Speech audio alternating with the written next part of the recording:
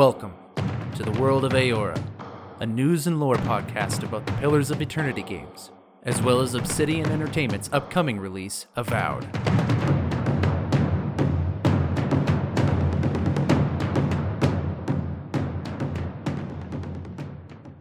Hello everybody, and welcome to another episode of the world of Aora. I'm your host, Eric, aka Gingerino. Thank you guys so much for tuning into today's episode. This show aims to bring all the news and lore about the Pillars of Eternity games, as well as Obsidian Entertainment's upcoming release, Avowed. For those wondering why we pair Avowed with Pillars of Eternity 1 and 2, it's because they share the same fantasy setting. So, as the theory goes, if we take a look at Pillars of Eternity 1 and 2 in terms of game mechanics, lore, and history, we can glean insights into the development process for Avowed, as it's still at Obsidian. We have yet to learn anything about it. In today's episode, what I would like to do is start off on a series that will kind of sporadically return as we go on. I was thinking lately about, this show ideally appeals to two groups of people. One is the Pillars of Eternity crowd that are super into the world, and we just love to geek out about this stuff because it's something that we love and we like hearing about and talking about. As well, I want it to appeal to the people who are hyped for Avowed and aren't really into Pillars of Eternity for whatever reason, and that's all fine, because they're about to jump into this world that they don't know anything about, and I think it's just such a more rich experience when you play a game and you understand the world around you. Where when you walk up to a bartender and he has fire for hair, you're like, well, okay, what's going on here, So that's kind of the purpose a lot behind these episodes I'm making, and I was thinking, what's something we could do for a series? What's the next step in something that we could talk about? And I thought, well, is this one thing that's going to be in common with both games for sure is character creation, right? I mean, this is an Obsidian game, so there's no way Avowed's not going to have character creation. If it doesn't have character creation, I will be flabbergasted. So almost certainly, Avowed's going to have deep character customization. Knowing what your options are, at least from the Pillars of Eternity games, might give you some insights into what character you might play in preparation for Avowed, or what type of race you think you might choose, depending on the kind of character that you like to build for these kind of games. So today, I wanted to start off by actually talking about one particular race in the world of Aora that I find incredibly interesting. And it's one of the unique races that Obsidian has made for the world of Aora.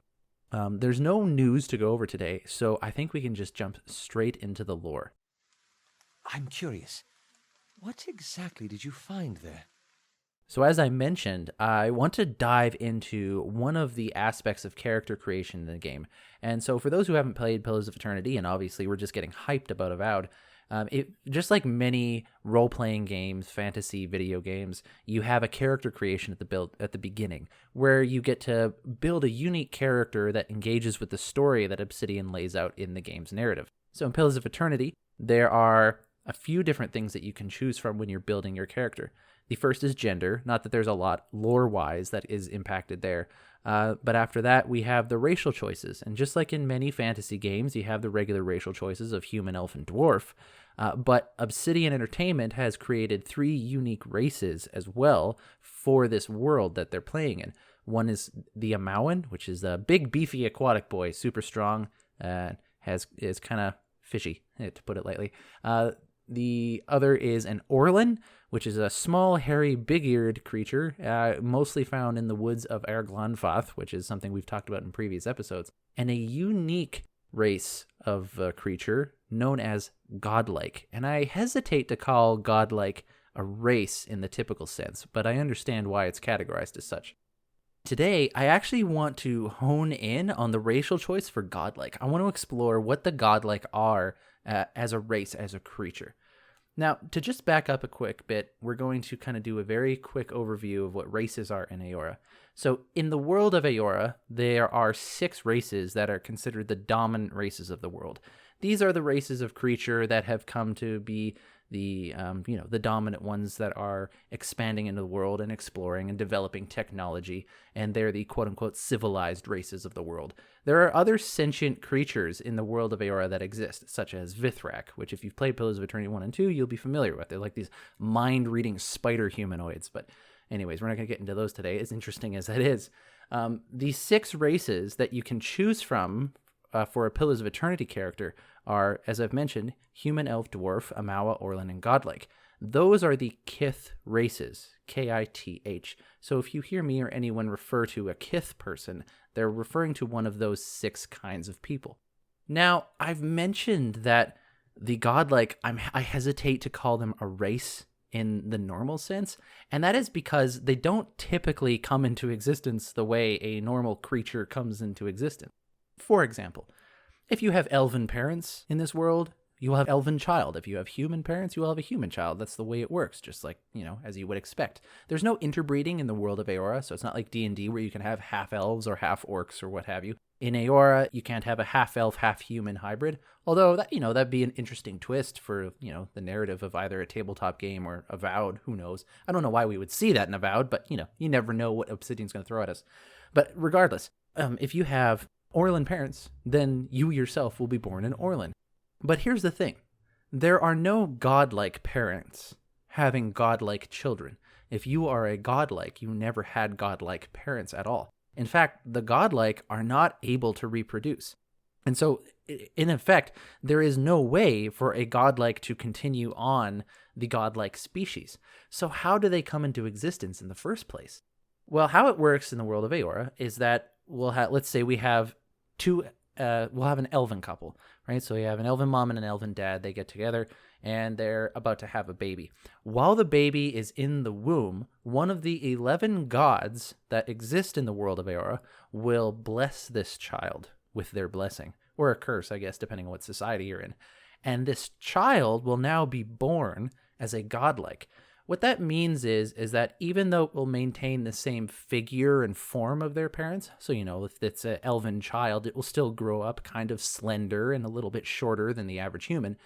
It will take on a completely different physiology and a completely different external appearance. So, for example, if these elven parents are going to give birth to their elven child, but while the baby was in the womb, the death goddess known as Berith decided to bless this child will be born as a death godlike. Now, what a death godlike looks like, I've gone over in previous episodes, is a horrific thing to look at, but it really, really well shows just how drastic it is, the physiology and the visage of these creatures. A death godlike, the skin of the godlike will typically be pale purple or blue or even like gray, kind of like that of a corpse, if you will. And the head will actually be covered in these like tumorous growths. I've often compared them to like an insect carapace, and it's just all over their entire head. I like to picture in my head, it's almost like it breathes on its own, like this thing that's attached to him. And the hair of a death godlike, if it has any, is kind of like this tendrily black oozy stuff, if there is even hair to begin with. And that is what a death godlike looks like. It's got the visage that represents the god that blessed or cursed it. Another example will be the god Galawain, which is the nature god, or the lord of the hunt in all of its forms. He is associated with a type of godlike known as a nature godlike. So if you have an Orlin mom and dad, and they're going to have their Orlin baby, but while the baby's in the womb, Galawain blesses the child. This baby will now be born as a nature godlike. And a nature godlike can have, green skin or orange skin like that of something from nature. Maybe they'll have wooden skin. Who knows? They could have vines growing out of their body. It might actually be a mess of vines where the hair should be. They could have antlers growing out of their head for horns, or they might have deer ears. Maybe their legs are that of another animal, kind of like a satyr from Greek mythology. They'll probably have fungus growing off their body and what have you. There might be butterflies always flying around their head, no matter what, no matter where they are. Like, there's something otherworldly about the godlike that exists. And this is how they come to exist. It's just normal Kith creatures having their child, but one of the gods blessed that child to become a godlike. In this world of Aora, we have 11 gods. So theoretically speaking, there should be at least 11 different godlike. It was thought at one point that the amount of different kinds of godlike was 1-to-1 with the different gods that existed in this world. So there was only 11 different kinds of godlike that you could have. But in Pillars of Eternity 1, we see the moon godlike, which is related to the goddess Andra, god of the moon. But in then Pillars of Eternity 2, we see Tekehu, which is a marine godlike, and he is also related to the goddess Andra because she's the goddess of the ocean. And so it stands to reason that gods could have more than one type of godlike, depending on their variety of divine domains. But at the very least, we would have 11 different types of godlike. Now, in Pillars of Eternity 1, you can play as 4 different kinds. And throughout the game, you can see 3 different kinds. And then lastly, if you read in the lore, particularly the Pillars of Eternity 2 guidebook, we can read about 1 more confirmed case of a godlike. So in total, we know of 8 different godlike that have existed in Eora through the lore in some way, shape, or form. Theoretically, though, the other ones that we haven't talked about or heard about should also exist. It's just we haven't heard of them anywhere in the lore for the game. Now, in the first 2 Pillars of Eternity games, like I said, there are 4 types of godlike that you can play as for your video game character. And I've already mentioned Death Godlike, Nature Godlike, and Moon Godlike, and the last one is Fire Godlike. But just taking a step back to Moon Godlike, what they will typically look like is they will have like soft blue skin, and their eyes will be like pale white, like that of the moon, and they will often have a halo around their head in some way, shape, or form. They're one of the more tolerated type of godlike because they aren't so terrifying to behold the first time, like many of the other godlikes are. But that's the Moon Godlike. And the other one, Fire Godlike, is associated with the goddess Magran, goddess of fire and war. Now, the Fire Godlike, if I'm remembering correctly, they could have obsidian black skin, like the top of lava or something like that. And they will have cracks in their skin where you can see fire underneath, like a furnace, and sparks will erupt from their skin as well. Their hair might just be like tendrils of fire that are maintaining that shape, or it just might be a burning fire on their head. They'll often have these kind of like demonic-looking horns protruding out of their head as well. Almost all godlike have the same kind of thing. They have an odd skin type where it just is a completely different substance or a different color or something that's abnormal. There's usually something coming off of it, like sparks of flame for the fire godlike or fungal growths for the nature godlike. The hair is often replaced with something else that is relevant to the god itself, and there's almost some weird abnormal head thing. Quite often horns, but in the case of a moon godlike, it would be a halo. In the case of a nature godlike, it might be antlers. So there's almost always something about the head that's going on. For this reason, in the game, you actually can't wear headgear if you play as a godlike character. So if you get a super cool, mega stat piece of armor that goes on your head, well, you can't put it on your player character in the game because they can't wear headset. There's one exception in Pillars of Eternity 1 where you have to wear a hood in order to infiltrate this group of people, and you're able to for this one instance. But anyways, the game writers actually account for that, and they write the narrative for that particular quest but depending on what you are. Like, for example, I went through it as a fire godlike once, and I had to wear this hood to go in a disguise. And the writers at Obsidian actually mentioned that like the fire that was on my head was starting to light the hood on fire, but I kept having to pat it out. I love the little detail like that. Now, those are the 4 different kinds of godlike that you can play in the game. Now, as I mentioned, there are 3 types that you can witness in the games themselves. In the first Pillars of Eternity game and the second, you meet up with a companion called Pallegina. She is what is called an avian godlike, blessed by the goddess Hylia, who is the Sky Mother or Queen of the Birds.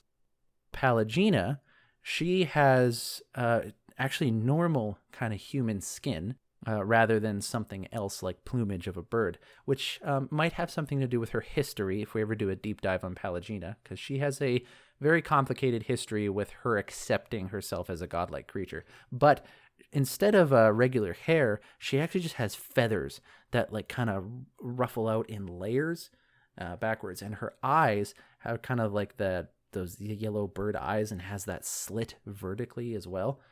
It's actually called a nictitating membrane. I don't know how to pronounce it, but essentially it's a transparent or translucent like third eyelid that some animals will have, and you'll see them often in birds, for example. And so Pallegina has eyes like that, being an avian godlike. As well, in Pillars of Eternity 2, we run into 2 more types. I've already mentioned Tekehu, who is another potential companion for your character to have in his party, and Tekehu is a water godlike or a marine godlike. And so Takehu's hair, if you want to call it that, is actually just like tendrils, like an anemone, that you would find in the sea. And his body is very fish-like and very watery in places. And I believe actually he has webbing between all of his fingers. And of course, he is a very unique godlike. And again, if we ever go on a deep dive for Takehu, we'll learn a lot more about his history and what it meant for him to be a godlike in his culture. The last one that you get to interact with is in the Beast of Winter DLC for Pillars of Eternity 2, and you interact with a character named Vatnir.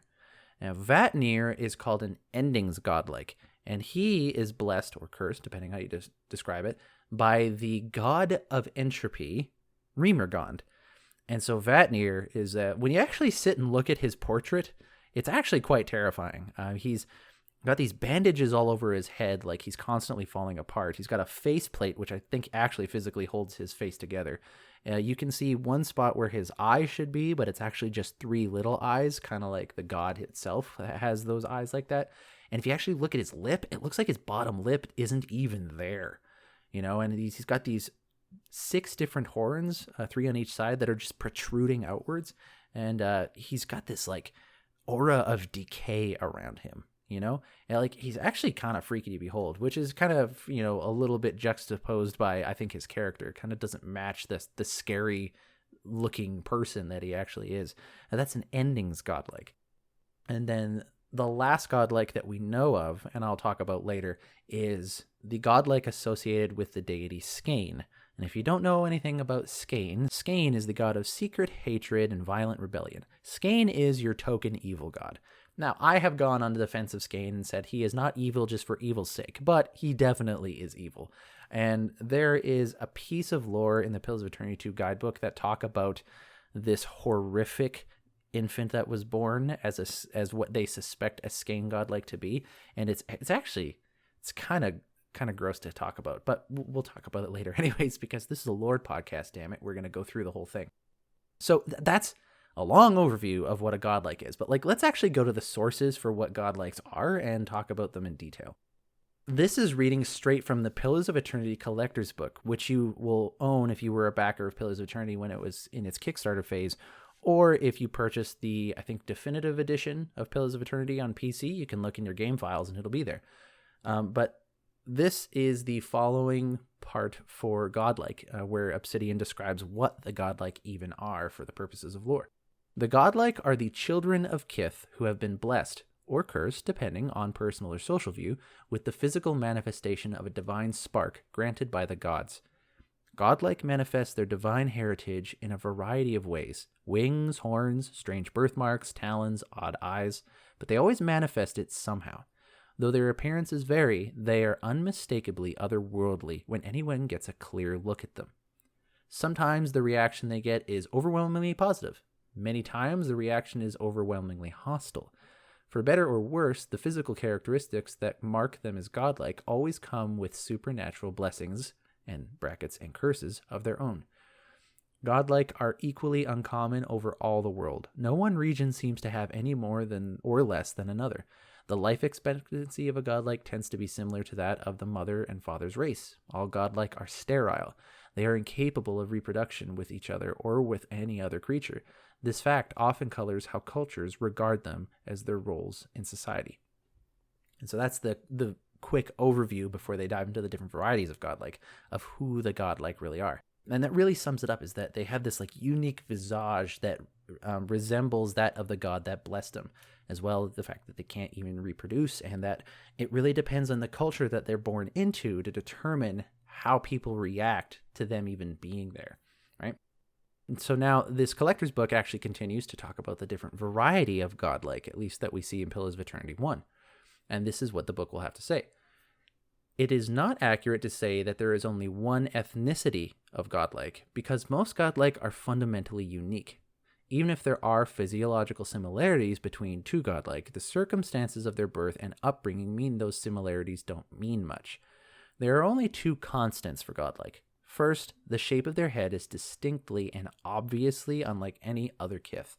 It's virtually impossible for them to conceal their nature without drawing an enormous amount of attention. Secondly, godlike limbs are always covered in some sort of growth, scales, feathers, talons, etc., or energy that is almost obviously not like any other kith. It doesn't prevent them from wearing clothing of any sort, but if their limbs are exposed, their nature is obvious to anyone who sees it. So some features we might see with a godlike are just going into kind of more of the footnotes here.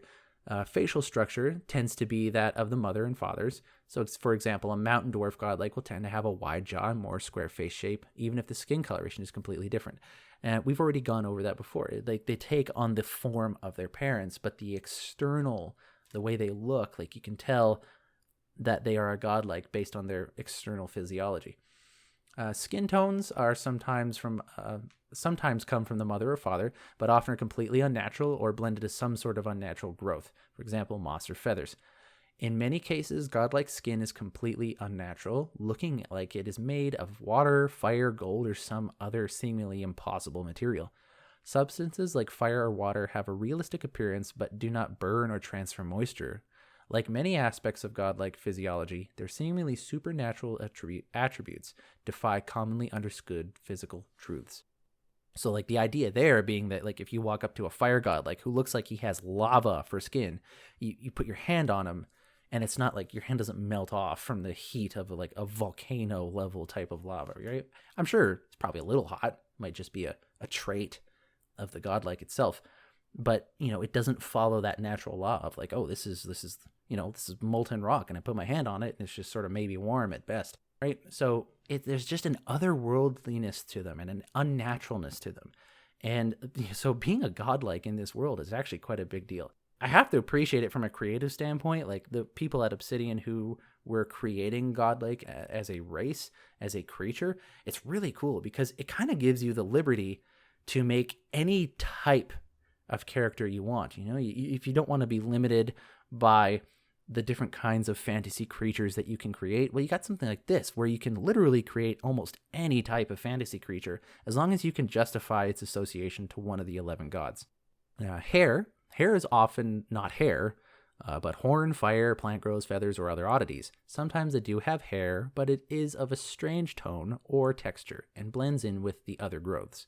Eyes of a godlike are always unusual in some way, from an unnatural coloration to its odd iris shapes, for example, a goat or bird iris shapes, or to no visible iris or pupil.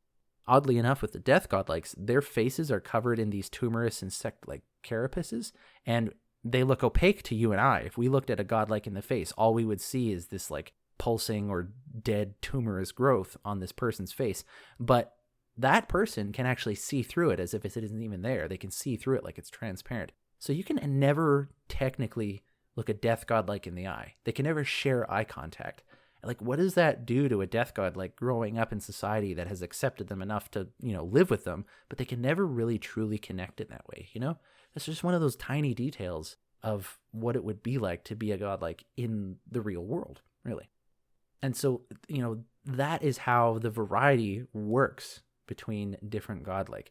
And we've mentioned the different types of gods that are out there for what we've seen in the game. We've got things like the nature godlike, and there's a lot of different ideas that there could be from there. I'm looking at a photo that's in the collector's book right now, and there's this woman who has ears like that of a deer, and horns like that of an antelope kind of sticking out, and she's got flowers growing out of her hair, and it looks like there's moss on the top of her hand.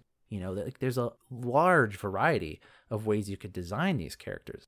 But as well, there's also a lot of interesting speculation that can come from it too, because we have nothing in terms of lore about what 4 gods and their godlike creatures would look like. Those 4 gods are, first off, Abaddon, who is the god of the forge and the god of working hard, essentially. Who knows what a godlike of Abaddon would be like. I like to think it's kind of like a Warforged from D&D, where it's kind of like an automaton type thing with a soul, or maybe it is just born as a gold humanoid, and so it's just like a robot, but it's got a soul inside of it. Maybe that's all that is. There's the other gods. There's Wal, that's Wael, the god of dreams, secrets, revelations, and mysteries, and is generally just a crazy god, if you have to define it in any way. You can't really define Wal technically, otherwise it would defeat the purpose. But I have 2 theories about what a Wal godlike would look like. Clearly, not everyone will be as familiar with the gods as others listening to this, so I'll try to give a quick synopsis. The god Wal is a god who is all about mystery, and obfuscation. She, it, they. I guess they is probably the best pronoun to use with Wal. They really like to reveal mysteries to people, but also keep secrets from people. They like to come in dreams and visions and mess around and play pranks, and it's just the kind of god that does things that doesn't make sense, and no one can ever figure out why WoW does anything that it does. And it seems to have the answers for absolutely everything, but also has nothing but questions for everything else as well. He's just a pure ontological creature of contradiction is what WoW is. And so I have two theories of what WoW is. One, because WoW in the game is represented as this enormous, probably nearly infinite mass of eyes, of which no two eyes are the same. I imagine a WoW godlike might just be a humanoid or just a pile of eyes that somehow, wander around the globe as if they're kind of like a black ooze or something. My other theory is that a WoW godlike just looks like a regular person. It just looks completely like a regular person. But because godlike come with these innate magical abilities or have these innate auras about them, that a WoW godlike just looks like a regular Kith creature, but wherever they go, every once in a while, a burst of wild magic comes out of them, or they just have this good or bad luck that follows them everywhere they go, and just uncanny things seem to always happen around these seemingly normal-looking people. Those are the two theories I have for what a WoW godlike is. Honestly, though, WoW being WoW, it could be anything. Another god that we've talked about at length in a very recent episode is the goddess Woodica, who is very big in Pillars of Eternity 1 and 2. There's been a lot of focus and attention by the narrative designers at Obsidian and the developers of the game to Woodica, and so she matters a lot to the story, but we've never seen a godlike associated with Woodica.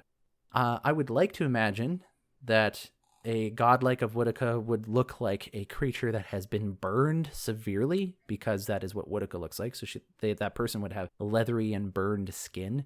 As well, for their horns, they would have this broken crown that looks like it's growing out of their skull, because the symbol for Woodica is actually a broken crown, because she was considered the queen of the gods at one point, but then she was put into exile by the other gods, and so the broken crown is her symbol. So I could see that being the horns that grow out of this creature's head, as well. Maybe these hands with talons for fingers. I don't know why I'm just picturing that. Actually, she's more of a strangler than anything, so you have to probably have oversized hands, really. Those are kind of what I'm picturing for a Woodican godlike. And lastly is the god Aethys, who plays a major part in Pillars of Eternity 1 and 2 for the narrative, the key god to really talk about when it comes to the story of those two games. Aethys is the god of redemption and light and dusk and dawn, is your token good god, being light and redemption and all that. I would imagine a god like of Aethys to be someone that has a humanoid form like that of their parents in it, but is just constantly bathed in light. Is that you could see the skin, but unfortunately this person is just always so bright that you can never actually see what they physically look like. Not that the brightness necessarily would take over a room and you couldn't see everything around you, but if you tried to focus in just on it, it would almost be like looking at the sun, where you just can't look directly at them. And maybe at best you can see the symbol of Aethys burning above their heads, kind of like the big statue that you see in Pillars of Eternity 2. That's kind of how I picture it. But really, these godlike can look like anything. They can be all kinds of varieties associated with these gods. So who knows, really? Now, aside from speculation about what the godlike might look like, I'm also very interested in looking at how the godlike are treated in different societies. Because really, when you get to it, Obsidian really likes to add a level of realism to their game. And they also have a lot of inspiration from real-life events and stories and people. And so the experiences that godlike people will have in their societies are very important. Obsidian has mentioned it in the lore for their games, how these godlikes are treated and stuff like that. So I actually want to take a quick moment to go to Chapter 3 of the Pillars of Eternity 2 guidebook, in the section where they talk about Ngati's chosen. Ngati is another name for the goddess Andra, who is the goddess of the moon, of forgetfulness, and of the ocean. Now, to give a bit of context for what I'm about to read, in Pillars of Eternity 2, Deadfire, there is this culture of Amauan people, mostly Amauans, called the Huana. The Huana are local to the Deadfire Archipelago, which is a region in the world of Aora. And they have their own unique culture that Obsidian has formed in developing that game. And they have this idea of Ngati's Chosen, which is their title for a godlike person. If you go to page 41 of chapter 3, it sounds like I'm reading out of scripture. It's like, we will now begin the reading of Pillars of Eternity to chapter 3, page 41. This is what the Huana regard the godlike and how they treat them in their society. And I'll give little comments as we go. Ngati's Chosen. Some kith are born possessing the physical aspect of the gods. Horns, feathers, and scales are common, with more advanced and aggressive growths appearing less frequently. Outside of the Deadfire, there is little consensus regarding why some souls go through the cycle of reincarnation and emerge on the other side with such unlikely traits. Society has always regarded godlike kith differently, sometimes with fear, other times with reverence, and always with awe, in spite of their differences. All of the Huana tribes are of a similar mind with regard to how a godlike birth should be treated, and the myth of Ngati's Chosen is inextricably tied to the Huana's treatment of those unique figures. So essentially, how the Huana regard the gods that are associated to the way the godlike looks is how they determine how to treat the godlike themselves. Following normal procedure, priests measure the godlike infant's soul to determine what place they are meant to occupy in the caste structure. So if you're not familiar with the measuring of a person's soul, there is a science in the world of Aora called animancy, which essentially lets you interact with the matter that makes up the soul. So my body is made up of carbon. The soul in Aora is made up of essence. And animancy is the study and manipulation of essence. So you can actually, in a sense, quote unquote, measure a person's soul.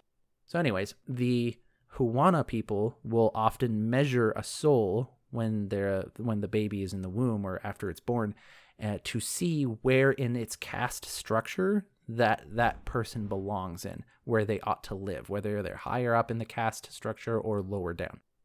By virtue of being touched by the gods, the likelihood of the infant being ranked in the Ruparo caste is slim to none.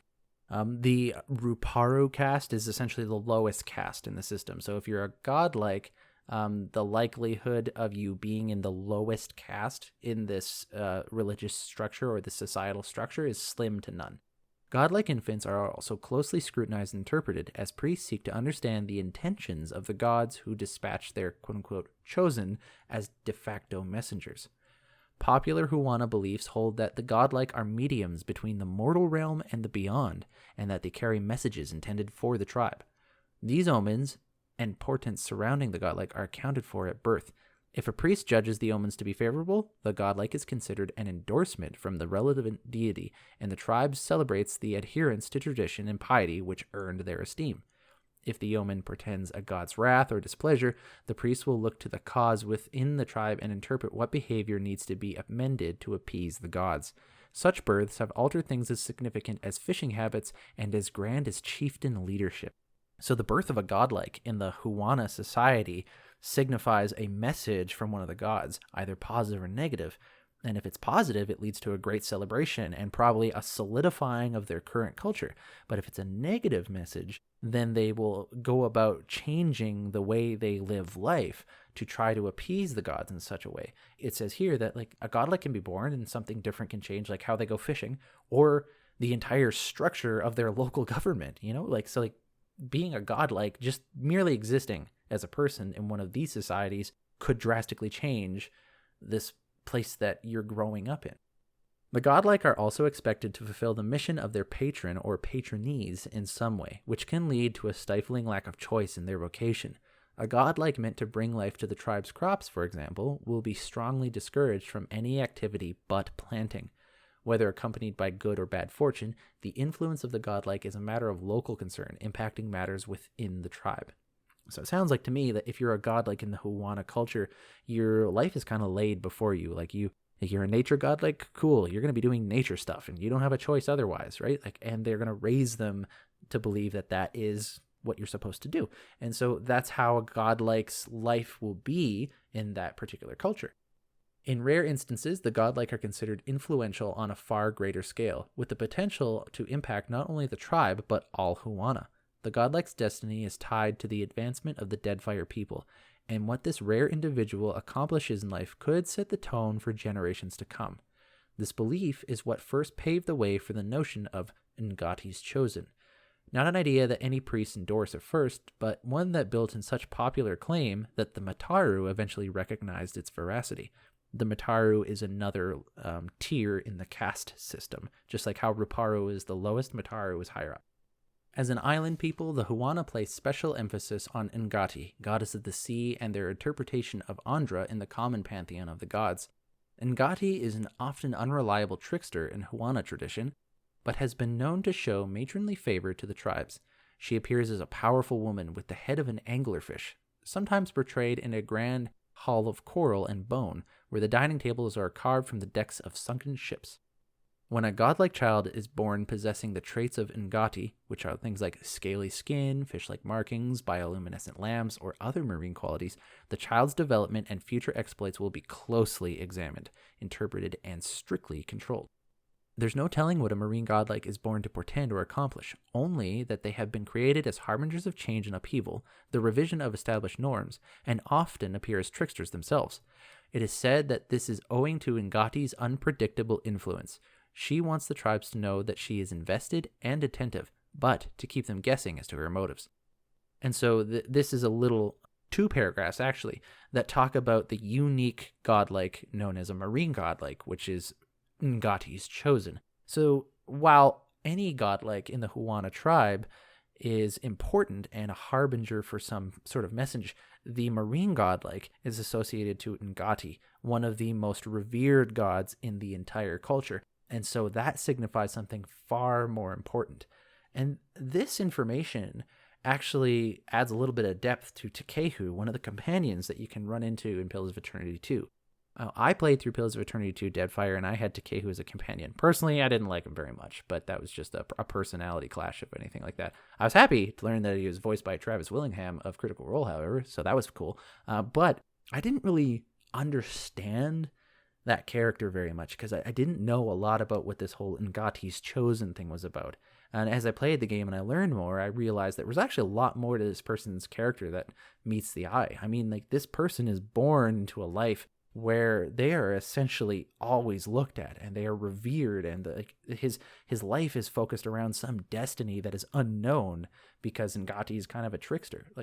So the fact that you can have this marine godlike in your party when you're going about the Deadfire Archipelago is actually a really big deal, and it's actually kind of cool when you think about it. By the tenets of this rigid tradition, the marine godlike's life is not their own. Whatever omen or message they have comes to deliver, their life's work will be devoted to clarifying and furthering that cause. In many ways, they are treated as living as closely to the gods as Mataru priests. The chief difference is that their mortal life, not their divine connection, will be the subject of unending scrutiny. So could you imagine that if you're a marine godlike? That would mean essentially that how you live your life is always being scrutinized. Rather than something where if you're a Mataru priest, people will scrutinize how connected are you to the divine. But if you're a marine godlike, they will be focusing on how are you living your life? Like, what are you, what cause are you living for? What is the message you have to bring? And are you living for that message? You know, that's quite the life to have to walk into in a positive or negative way, depending on how you want to look at it. This tradition of reverence and attentiveness, the omens of the godlike, has one mark of inconsistency. And this is where we get into the thing about Skain godlikes.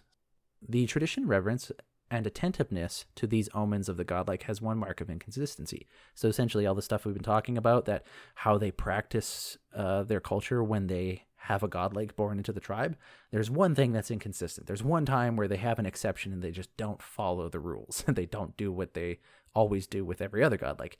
And that is those born with the godlike attributes of Skain. These children seldom come into the world healthy. Their difficult births often lead to the death of the mother, and the babies themselves resemble cruel parodies of nature, being horribly scarred, eyeless, their lips pulled back in mocking grins, and possessing fully developed teeth sharpened to points. Huana midwives are instructed and trained to not let these newborns survive beyond the moment of their birth. Whatever terrible omen the gods delivered in this unwelcome form, it is better left undelivered, that the tribe may amend their ways without inviting further misfortune. So there is the one tiny piece of lore we have about Skane godlikes, at least from the Huana culture perspective, that they are terrifying and horrific, and we're just not going to promote them to continue living, is essentially their view on that. And so that's one example of how a culture can view godlike. And so you see that really from a narrative and creative standpoint, the Obsidian writers have set themselves off with this great big white canvas in which they can paint, like, how does this culture react to godlike and how does this culture react to godlike? And it'll be interesting for us to see if Avowed is set in the Living Lands, which is a place that we don't know a lot about. They can really make up something really unique for how the godlike are revered by the natives of this land, if there even are natives of this land, which I'm sure there is. All right, so that's something to consider, that like this narrative of how the godlike are treated in this area is also something that could come into play for the game itself, the story of it anyways. That's all I really have to say about the godlikes today. Thanks everyone for sticking with me on that. I really love the godlike characters. I've only played one godlike character and I want to play them all, but you can only do so many playthroughs in one lifetime. But yeah, the godlike are such an interesting race in the world. And again, the word race is, I'm not sure, because like it's not the typical way you'd use the word, I suppose, for character selection. But I mean, where else would you put it, right? It's definitely not a class character selection, but they're so interesting because of their connection to the gods and the fact that we haven't seen all of them. I'm really curious to see what they might look like in Avowed. I hope that perhaps they show a WoW godlike. I admit that's the one I'm really interested in seeing. But regardless, it's just fascinating to me that the connection that they have to the god and the way that they can look different and the unique abilities that they have. Like for example, if you're an endings godlike, I think I remember reading somewhere that they actually promote decay around them, right? Like things and the world around them kind of like breaks down a little bit. An endings godlike being blessed by the god of entropy, that kind of makes sense. Or a death godlike has the ability in the game that if you are attacking someone who's near death, your attacks will do more damage. And the idea being basically that you are hastening death for people because, well, you're a death godlike. That just makes sense. I really find the godlike interesting as a general race, not as a subrace. The most interesting subrace personally is Pale Elves, but we'll get into that on another episode, and I'll tell you why then. But anyways, I rambled on long enough. Thank you guys for tuning into today's episode where we dive into a piece of character creation that will probably be existing in Avowed. We take a look at one of the races that exist in this world, the godlike race. Is anyone out there going to be interested in building a godlike character for their first character in Avowed? Is this something that you think you'll lean towards, or you want to go with something with more familiar, like the humans, dwarves, or elves that you see in other fantasy settings? I usually go with an elf for almost always my first playthroughs in games like these. I have to admit, I am sorely tempted to go with a godlike for my first character, but we'll see what options we even have first off. Thank you guys so much for tuning in. If you want to get a hold of me, you can reach me on Twitter at World of Aora or email me worldofaora@gmail.com. I really appreciate having you guys on here today, and I will see you guys next time.